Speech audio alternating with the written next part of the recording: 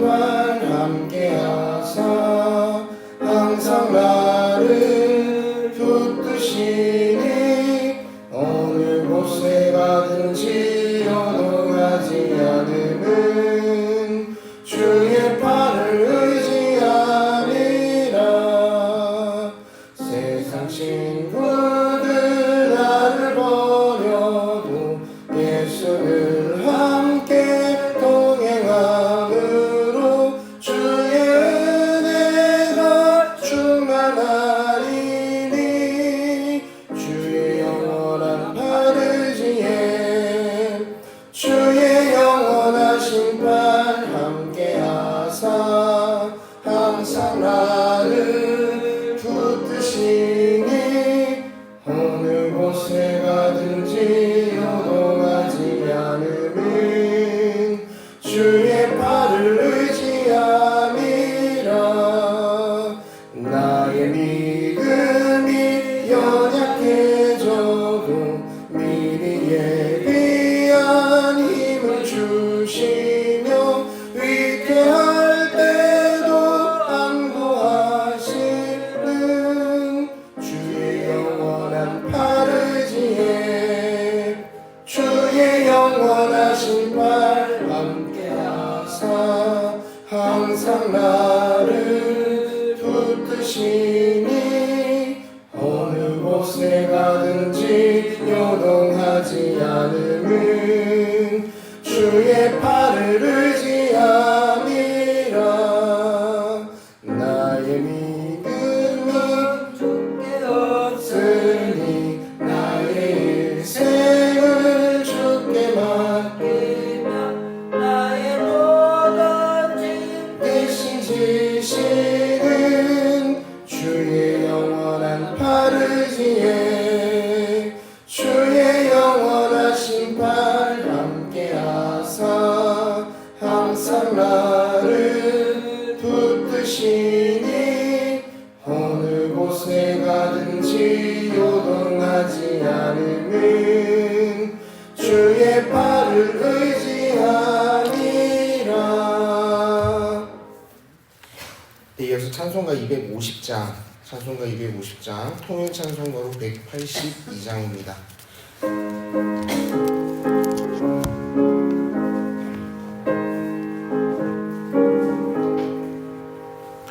구주의 십자가 보혈로 죄 씻음 받기를 원하네.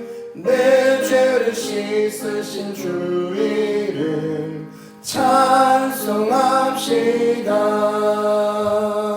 찬송합시다. 찬송합시다. 내 죄를 씻으신 주 이름 찬송합시다. 죄악을 속하여 주신 주 내 속에 들어와 계시네. 십자가 앞에서 주 이름 찬송합시다. 찬송합시다. 찬송합시다. 내 죄를 씻으신 주 이름 찬송합시다. 주 앞에 흐르는 생명수 날 씻어 정하게 하시네. 내 기쁨 정성을 다하여 찬송합시다. 찬송합시다. 찬송합시다. 내 죄를 씻으신 주 이름 찬송합시다. 내 주께 회개한 영혼은 생명수 가운데 젖었네. 흠없고 순전한 주 이름 찬송합시다. 찬송합시다.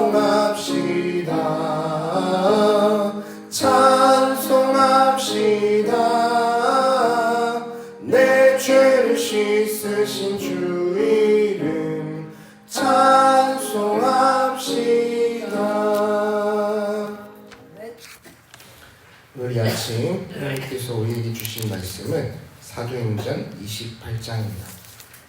사도행전 28장 1절로 31절까지의 말씀을 한 절씩 교독하여 읽고 마지막 절은 함께 읽겠습니다.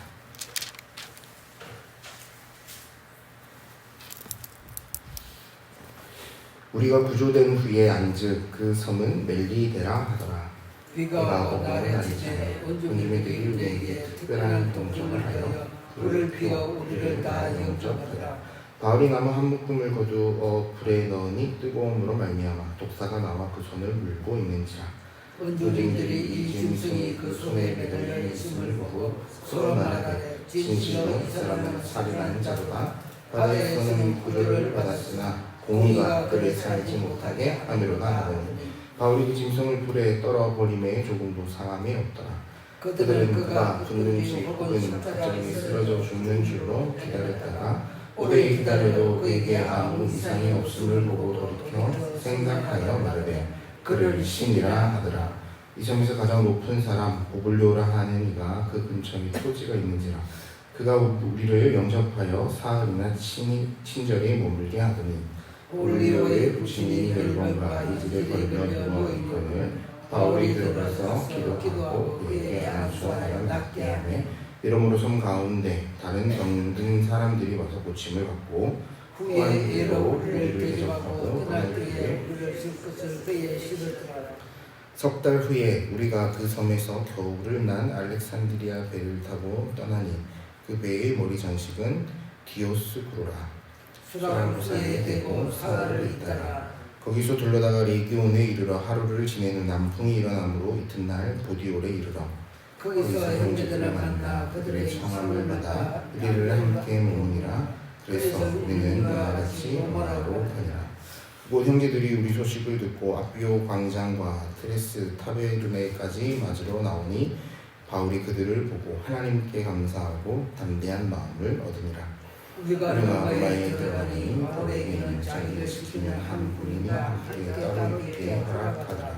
사흘 후에 바울이 유대인 중 높은 사람들을 청하여 그들이 모인 후에 이르되 여러분 형제들아, 내가 이스라엘 백성이나 우리 조상의 관습을 배척한 일이 없는데 예루살렘에서 로마인의 손에 죄수로 내준 바 되었으니 로마인은 나를 신문하여 죽일 실목이 없으므로 석방하려 하였으나 유대인들이 반대하기로 내가 마지 못하여 가이사에게 상소하며 내 민족을 고발하려는 것 아니니라. 이러므로 너희를 보고 함께 이야기하려고 청하였으니 이스라엘의 소망으로 말미암아 내가 이 쇠사슬에 매인 바 되었노라. 그들이 이르되 우리가 유대에서 내게 대한 편지도 받은 일이 없고 또 형제 중 누가 와서 내게 대하여 좋지 못한 것을 전하든지 이야기한 일도 없느니라. 이에 우리가 너희 사상에 어떠한가 듣고자 하니 이 파에 대하여는 어디서든 반대로 되는 줄 알기 때문이라 하더라. 그들이 날짜를 정하고 그가 유숙한 집에 많이 오니 바울이 아침부터 저녁까지 방문하여 하나님의 나라를 증언하고 모세의 율법과 선지자의 말을 가지고 예수에 대하여 권하더라. 이 말을 믿는 사람도 있고 믿지 아니하는 사람도 있어 서로 받지 아니하여 흩어질 때에 바울이 한 말로 이르되 성령이 선지자 이사를 통하여 너희 조상들에게 말씀한 것이 옳도다. 이르시되 이 백성이 가서 말하기를 우리가 듣기는 들어도 도무지 깨닫지 못하며 보기는 보아도 도무지 알지 못하는도다. 이 백성의 마음이 우둔하여져서 그 귀로는 둔하게 듣고 그 눈은 감았으니 이는 눈으로 보고 귀로 듣고 마음으로 깨달아 돌아오면 내가 고쳐줄까 함이라 하였으니 그런즉 하나님의 이 구원이 이방인에게 보내질 줄 알라. 그들은 그것을 들으리라 하더라. 바울이 온 이태를 자기 셋집에 머물러 자기에게 오는 사람을 다 영접하고 하나님의 나라를 전파하며 주 예수 그리스도에 관한 모든 것을 담대하게 거침없이 가르치더라. 아멘.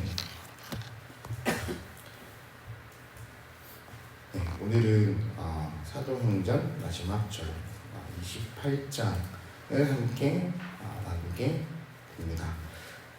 27장을 보면 바울이 탔던 배가 난파되어 섬에 표류하게 되었습니다.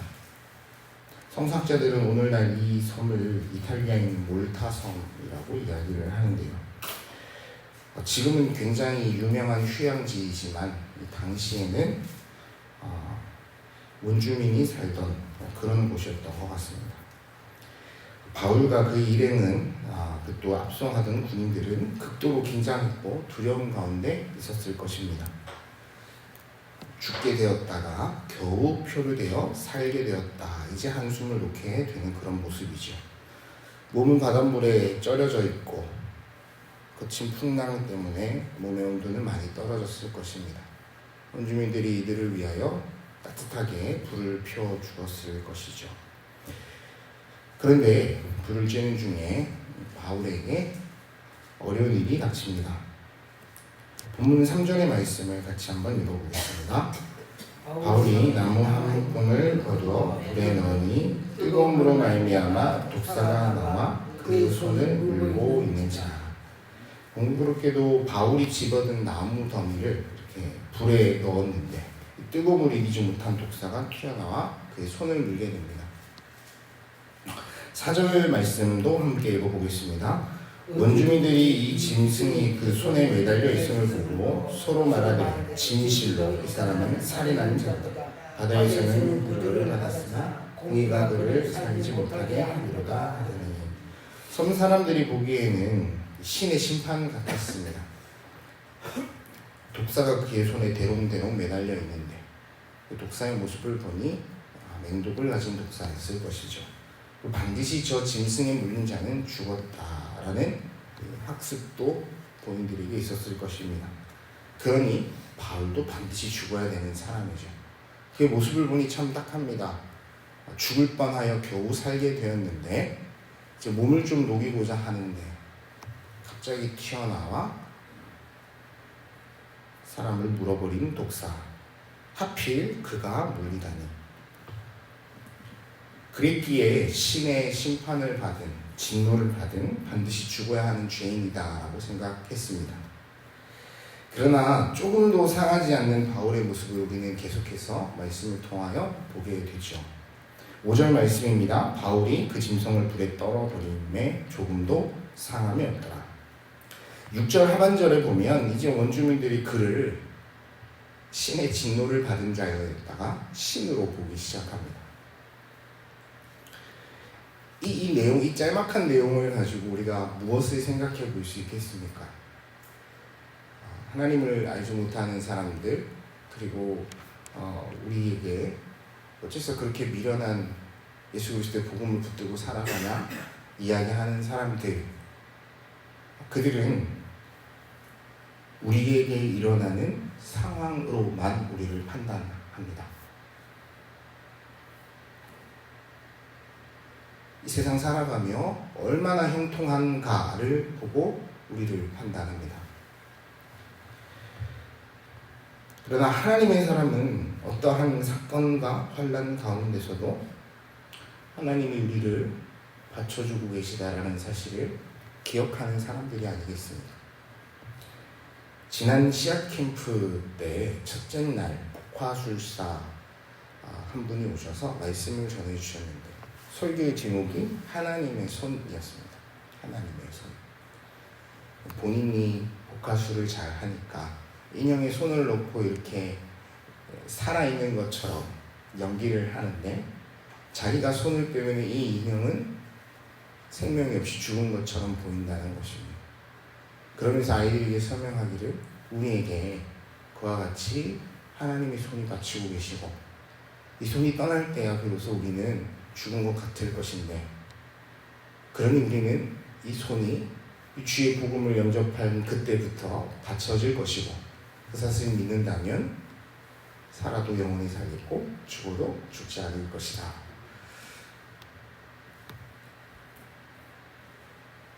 우리가 이 사실을 믿음으로 고백하며 우리에게 일어나는 상황과 환경들 가운데에서도 하나님 나와 함께 하신다는 두려움 없는 믿음을 가질 수 있다면 얼마나 좋겠습니까? 그러나 사람은 때때로 두려움 속에 넘어지게 되죠.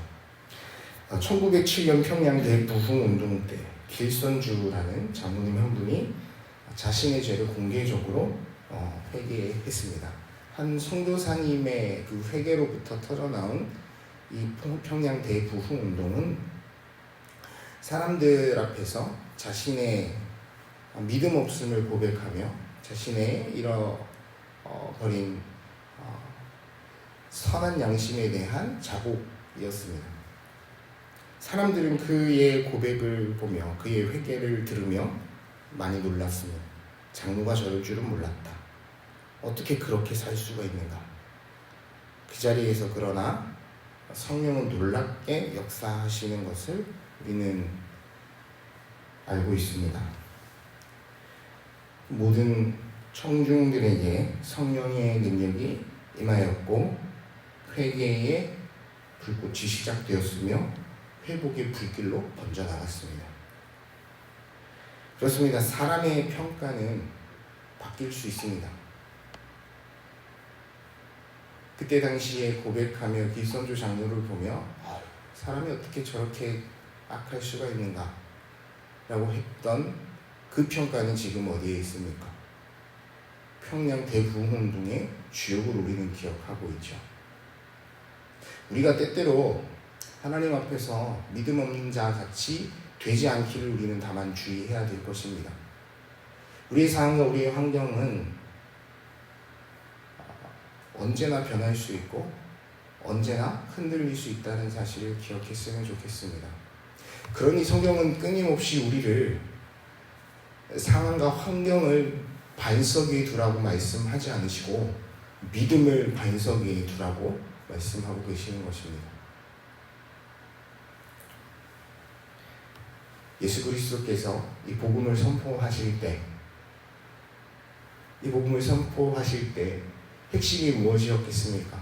상하고 억눌린 자들, 너희들이 내 복음을 믿고 따르면 잘 먹고 잘 살 수 있을 것이다가 이 복음의 핵심이었습니까?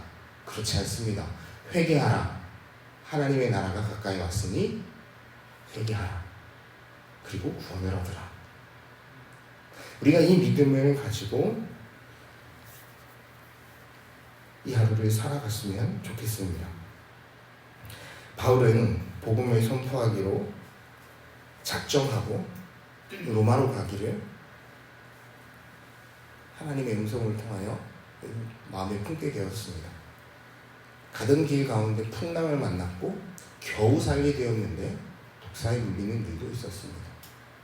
그가 만약 이 상황 속에서 두려워하고 염려하고 어찌할까 하였더라면 이와 같은 일이 일어나지 않았을지도 모르겠습니다. 그러나 그가 너는 반드시 로마에서 이방인들을 향하여 내 복음을 전하여야 할지라라는 하나님의 말씀을 믿었기에 흔들리지 않을 수 있었지 않겠습니까?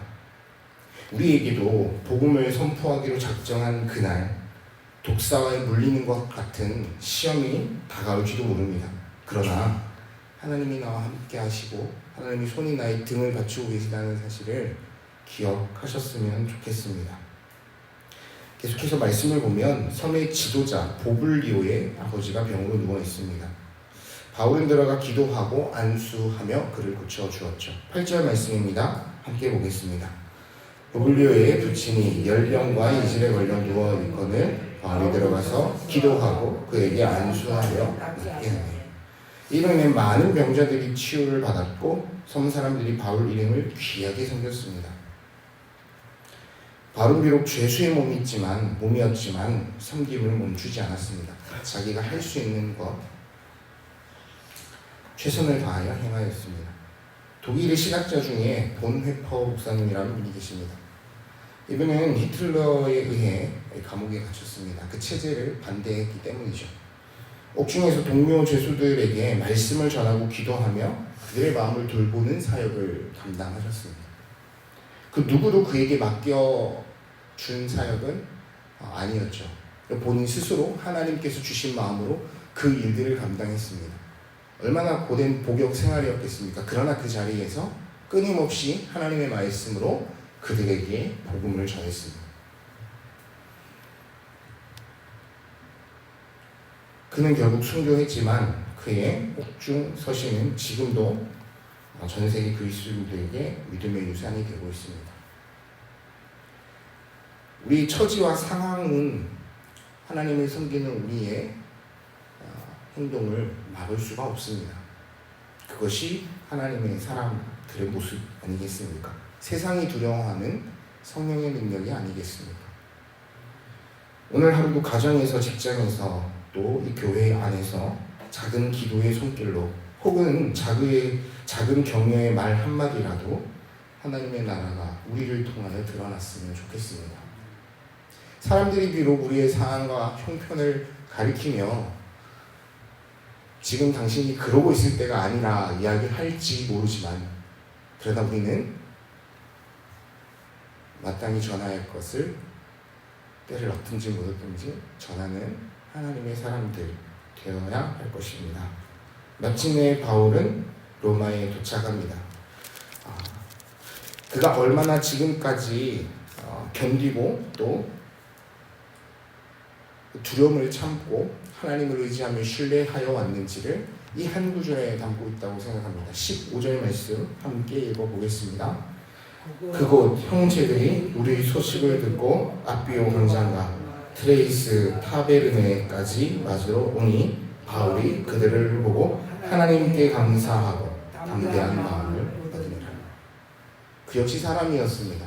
두렵고 떨리는 마음 왜 없었겠습니까? 그러나 하나님 나와 함께 하신다를 붙들고 로마까지 왔고, 하나님 그 마음 아셨고 그에게 사람을 보내어 주십니다. 바알에게 절하지 않은 실천이 아직도 있지 않느냐?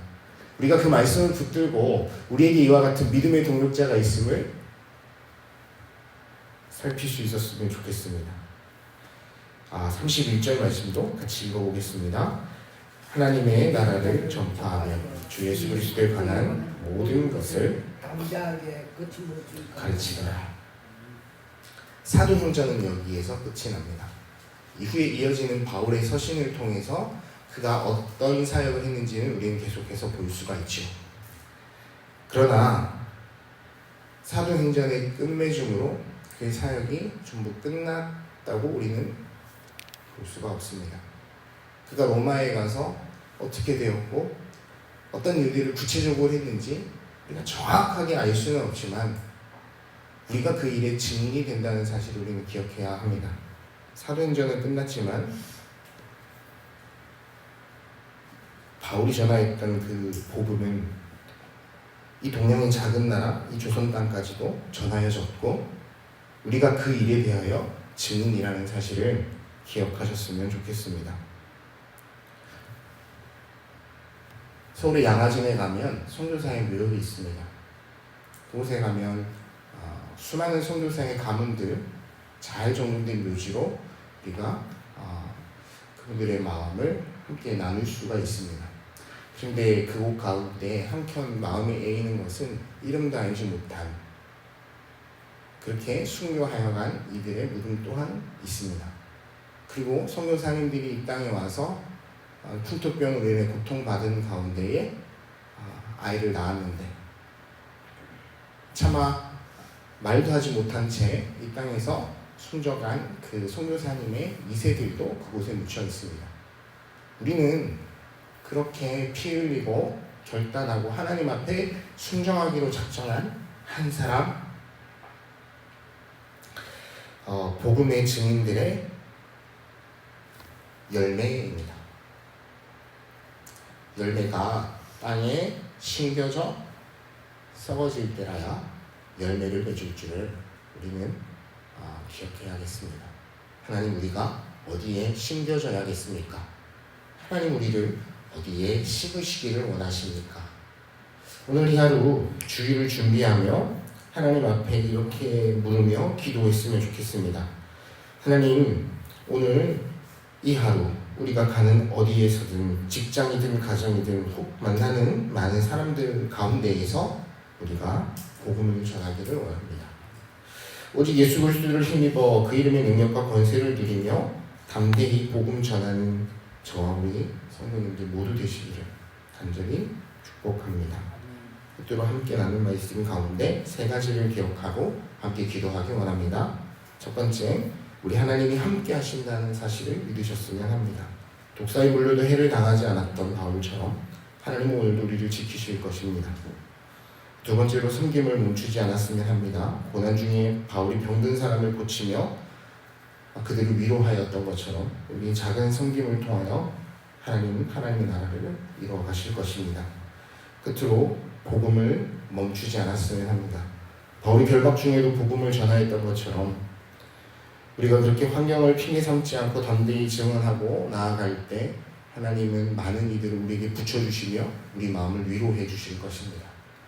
일에 증인된 귀한 한 사람으로 오늘 이 하루를 살아내기를 함께 기도하며 나가겠습니다. 기도하겠습니다. 사랑과 은혜가 충만하신 아버지 하나님 감사합니다. 오늘 주신 말씀을 붙들며 함께 기도합니다. 하나님, 우리가 하나님이 나와 함께 하시는 믿는 자 되기를 원합니다. 하나님 또한 우리가 하나님께서 우리와 함께 하심을 고백하는 자 되기를 원합니다. 그래서 우리의 작은 섬김을 멈추지 않고 또 복음 전하는 일을 멈추지 않고 하나님 우리 있는 자리 가운데에 하나님 그 일을 감당할 수 있는 하나님의 사람들 되게 하여 주옵소서. 아버지 하나님, 특별히 우리가 복음을 전하는 일을 게을리하지 않기를 원합니다. 우리의 환경을 핑계 삼지 않고 하나님 앞에 맡겨진 이 복음 전하는 자로서 세워지기를 원하오니 주님, 오늘도 우리의 삶을 붙들어 주시고 우리와 함께하여 주시옵소서. 오늘은 토요일입니다. 주일 예배와 말씀 전하신 목사님 위해서 함께 기도했으면 좋겠습니다. 우리 교회를 이 대구 땅, 특별히 이 중구, 이 도시 한복판에 세우신 하나님의 뜻이 반드시 있을 것입니다. 우리가 감당해야 할 일이 무엇인지, 특별히 가을 시즌 맞이하여 가을빛 축제로 우리가 전도하고자 하는 뜻을 정하였는데, 아버지 하나님, 이 주일 우리가 다시 한번 주님의 말씀 앞에 세워지게 하시고 그 말씀을 듣는 자 되어 주님, 우리가 어디에 심겨지고 어디에 가라 하시는지 하나님의 음성을 듣는, 하나님의 마음을 구하는 귀한 주일을 준비하기를 원한다고 이 시간 함께 기도할 때 특별히 말씀 전하시는 담임 목사님의 입을 통하여 우리에게 말씀하여 주시기를, 그래서 그 말씀이 우리 마음에 뿌리 내릴 수 있도록 우리의 마음이 또한 굳어지지 않고 옥토와 같은 밭 되기를 위하여 기도하면 좋겠습니다. 이 두 가지 붙들고 함께 기도하겠습니다. 사랑과 은혜가 충만하신 아버지 하나님 감사합니다. 아버지 하나님, 오늘도 하나님 주일 준비하는 날 허락하여 주시니 감사합니다. 바라기는 하나님, 우리가 우리 교회를 이 대구 땅 이 한가운데 세우신 하나님의 뜻을 구하는 날 되어지기를 원합니다. 아버지 하나님, 우리에게 어디로 가라 하십니까? 주님, 우리가 어디에 묻히기를 원하십니까? 하나님, 우리가 씨앗되어 하나님 그곳에 잘 심겨지는 하나님의 복음의 씨앗이 되어지기를 원하는데, 먼저 아버지 하나님의 뜻을 구하기를 원합니다. 하나님의 마음을 구하고 하나님 그 일들을 우리가 감당해내며 하나님 우리의 마음 드리기를 원하는데, 주님 은혜를 더하여 주시고 붙들어 주옵소서. 특별히 말씀 전하시는 목사님 통하여 하나님의 말씀이 우리 가운데 심겨지기를 원합니다.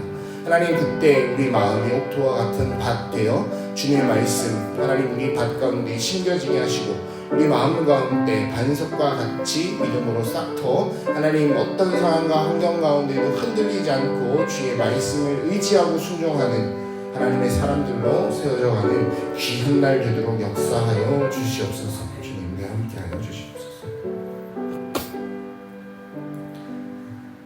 사랑과 은혜가 충만하신 아버지 하나님 감사합니다. 오늘 함께 나눈 말씀을 통하여 우리가 이 하루를 복음 전하는 자로 살아가기를 결단하기 원합니다. 어디에 있든 누구를 만나든 겸손하게 하시고 사랑이 넘치는 모습으로 섬기는 자 되게 하여 주시옵소서. 그렇게 우리의 모습을 변화시켜 주시고 성령의 능력으로 더하여 주셔서 우리가 하나님의 일을 잘 감당할 수 있도록 인도하여 주옵소서. 감사드리며 예수님의 이름으로 기도드립니다.